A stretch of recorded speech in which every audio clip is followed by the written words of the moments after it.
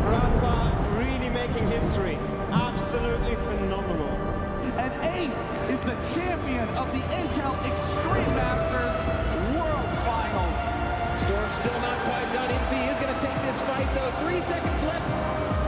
Last 2 rounds of passion's got to start it well for ESC. And this is a massive move for Zez, but he's not content with just a Nexus kill. He wants to win.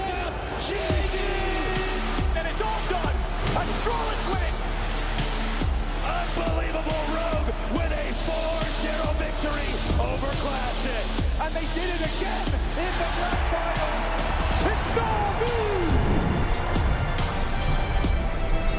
Give it up for your Intel Extreme Masters World Champion!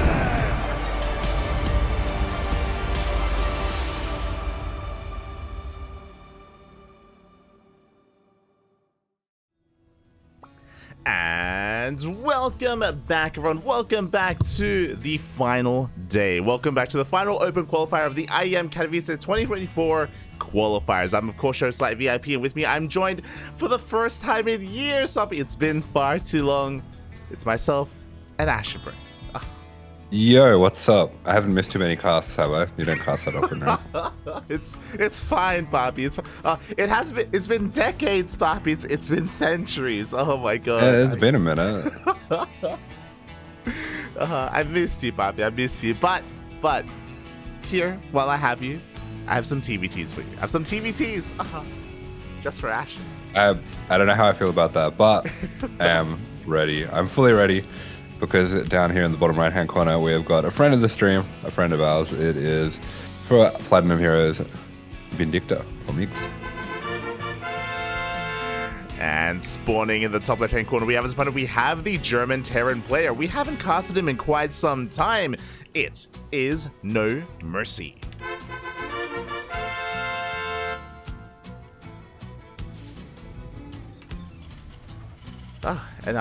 Yeah, it's been a while. NoMercy's a homie too. I've seen him a lot. Yeah. We used to cast him a lot more frequently back in OSC King of the Hill, right? OSC King of the Hill. He was one of the Senthix boys. But ever since then, I haven't been able to see him too often. So it's good to see him back. Good to see him back. Yeah, it was him, Soon, and Shark Ripper. Yes. Boys. You remember them, Bobby. You remember. Yeah, but they play League now together. That's just what you want to believe, okay? Yeah, of course. But yeah, it's good to have you back, Asher. You've been gone for a while, but the meta hasn't shifted too much. I think you kind of took a bit of a break around the new patch, the start of the new patch. And there have been some changes, of course, with the new Cyclone, some new adaptations when it comes to the meta. As already we do have the Reapers duking it out. Oh. Yeah, it looks like Vindicta will be losing out a little bit on that fight, just taking a couple extra shots on that Reaper, but he will stick around to see what's going on. So he's actually gone for a fast expand here, and he's just using this Reaper to put on a little bit of pressure and keep the units across the map for as long as possible. But NoMercy had an SCV across the map before, so he doesn't know what's happening. Yeah, the CC is already about to finish up for Migs. Meanwhile, as you were mentioning, NoMercy, he went double gas, went for a fast factory, delayed CC, but he's already getting into his Cyclone aggression here. And again, Cyclones have been kind of pretty big part of the early game, I feel, of TvT. And there are some players that even kind of mass them as well, with reactive Cyclone production, and yeah, things can get a little bit chaotic. Yeah, I think this is actually the map that people usually do the mass Cyclone on. I've seen... I think it was Clem vs Beyond doing a mirror of mass cyclones. Yeah. So you go to 8 cyclones, I think it is, and you try to deny the third from landing. It can be really annoying to deal with. It usually comes across the other player doing that same sort of thing, but Vindicta's actually going for a bit of a cheese here. This is something that Clem used to do very often, but has kind of stopped doing. It's going to be a Marauder Hellion cheese, and I actually think because of how people are relying a lot more now on Cyclones for the defense, this is going to be a lot more effective. Yeah, exactly.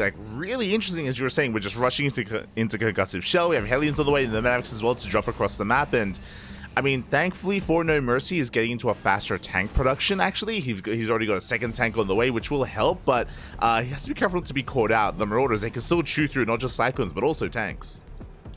Yeah, so if that Marauder can drop on top of the tanks, it's going to be pretty effective. The Cyclone's going to be a little bit annoying to deal with, but catching him coming across the map is going to be quite brutal if that does happen. Yeah, exactly. It's going to be so close here as NoMercy is going for his own push. His first tank is Cyclone. Likewise, Hellion's going to be moving out as well. The Cyclone has been spotted here from NoMercy, and things are going to be a little bit chaotic here as NoMercy is racing back home. Yeah, I'm not sure how much of this Vindicta has seen. It looks like, there we go, the tank has been revealed, so the Marauder will be able to catch up. It looks like he wants to drop right on top of that tank. And yeah, he's going to be going for it right now. Some nice micro coming out from NoMercy, just going to save those key tech units and try to get the tanks in position. Oh yeah, saves the tank, saves the Cyclones as well. We pull back to the safety tank at the natural base, and NoMercy, he is going to be holding for the time being. We do have the medevac who can drop into the main base, but NoMercy, he does keep up with the rotation. Yep, shows the Liberator as well. That's a little bit unfortunate. That Liberator would have been able to do a lot of damage back at home for Vindicta, but he should be able to prepare for it now. He should be able to. Good juggling for NoMercy. At the same time, the Hellions, they do dive into the natural base on top of the tank. The boys are being pulled into Hellion fire.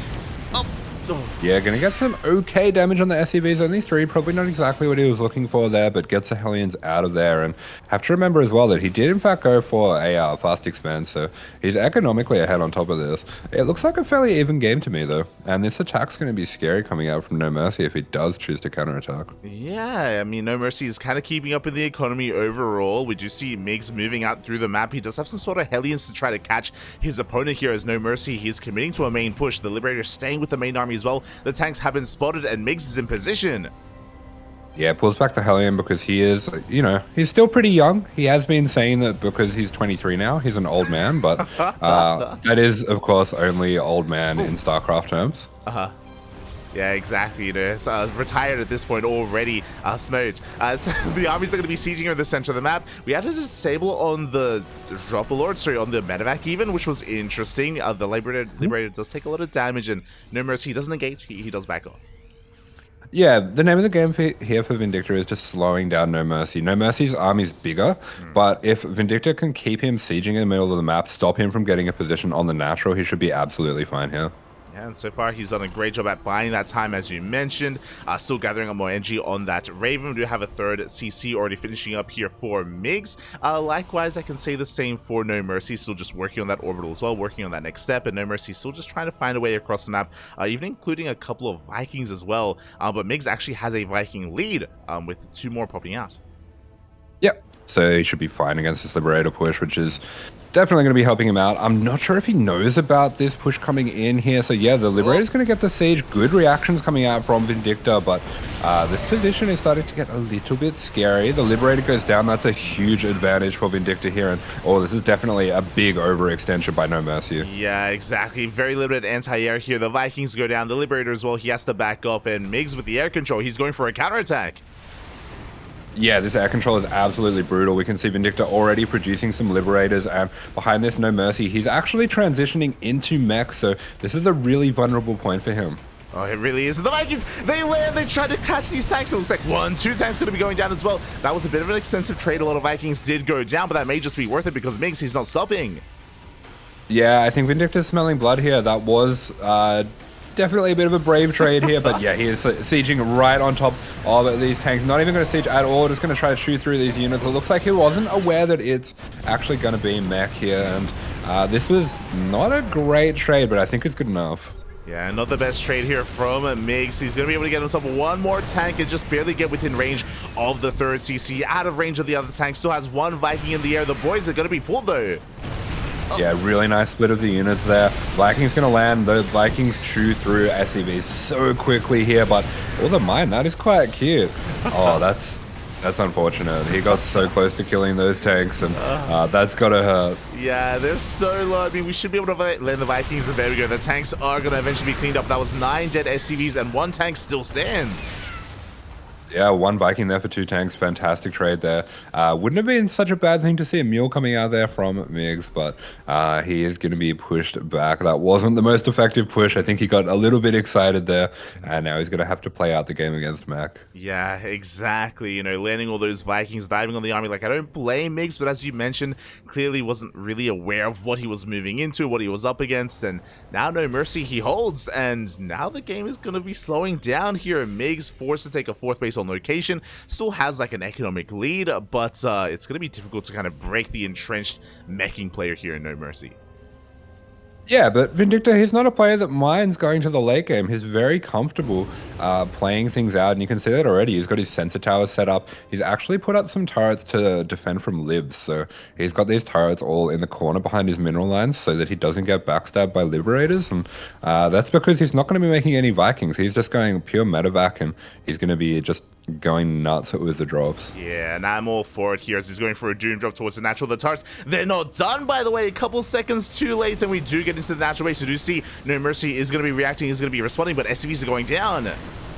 Yeah, really good timing there. Vindicta does have to pull back here, but he takes out all those turrets that were being built, and he's actually going to be able to take out a few of these units as well. So this is a pretty effective drop. Unfortunately, the Vikings are going to be landing now, cleaning that up, but with 11 SCVs going down, this is quite nice for Vindicta. If he can just keep this momentum going and keep punishing NoMercy here, he's going to be in a fantastic spot. Yeah, exactly. It wasn't just the SCV kills. A couple more go down. He resets the Viking count. That was, what, like 6 Vikings going down? Ay, ay, ay. So a brutal trade here from NoMercy. He will clean this up eventually, but damage has been done. And with the death of all those Vikings, that means that Biggs, he can keep pushing.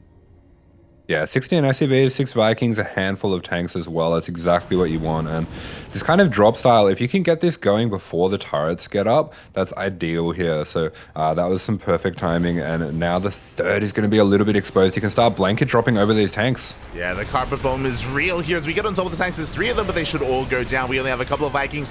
Boys are being pulled, and economic damage is going to be done once again. Yeah, the entire mineral line is going to go down. That is pretty much game there. Vindicta is not going to be going down. And that is GG. GG, well played. Migs. Vindicta does take the series 2-0, advancing on to the next round. Oh, I forgot we missed the first game. Yeah. I saw it on his stream. He 2x'd him. Yeah. He's a dirty boy. GG, well played. Yeah, again, I forgot to adjust the score as well in game, but of course it was the 1-0 earlier. We did miss out on game 1, but it's okay, it's fine. You know, Asher, he was able to summarize it for us, and yeah, Migs doing well here in the first round. Yeah, manages to shut down the mech before it can get set up, so that was nicely played. Oh yeah, definitely. And it was pretty crisp as well. If it wasn't for that doom drop into the natural, then we may have been in for a much longer game. Things may have slowed down and would have been stuck together in Oceanborn for quite some time. But regardless, congratulations, Migs advances on. Something to reiterate as well, we didn't really get to talk about the format, but of course this is the final chance, the final qualifier for all these players to get a plane ticket to IEM Katowice. We have players from Europe, players from the Americas, and players from Korea, all coming from around the world for this final qualifier, and it is single elimination. Yeah, so this is a big chance for players, especially with the single elimination format. We can see upsets, so this is a good chance for players like Vindicta, like Dolan to get into IEM here. Oh yeah, exactly. It is their chance, as we can, of course, from here get into the open qualifier leads into the closed qualifier that is going to be tomorrow, and that is where we have some of the invited NA players. I believe Kellezer is invited, Chim, as well as Estrella, and I think Scarlet as well. I believe Scarlet.